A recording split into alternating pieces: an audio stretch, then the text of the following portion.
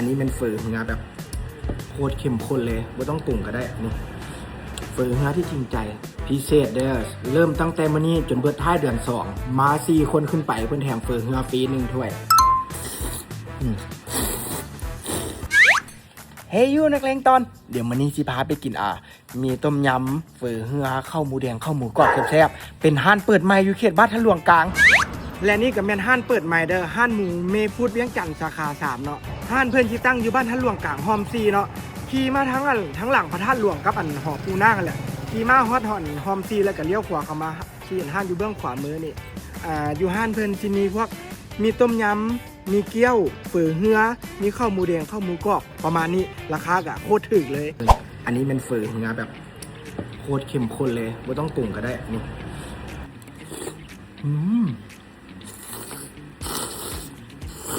เฝอเฮือที่จริงใจ